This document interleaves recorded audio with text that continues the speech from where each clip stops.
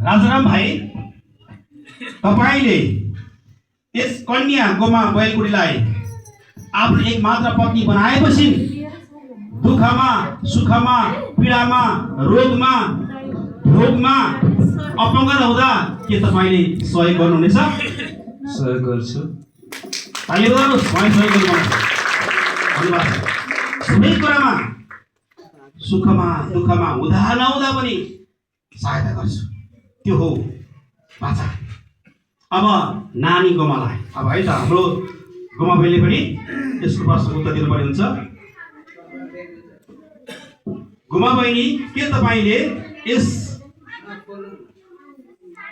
भाइ राजाराम भाइलाई आफ्नो एक मात्र पतिको रूपमा स्वीकार गरेपछि दुःखमा, सुखमा, रोगमा, बिमारमा, अभावमा के तपाईँ उहाँलाई सहायता गर्नुहुनेछ? सहयोग गर्छु।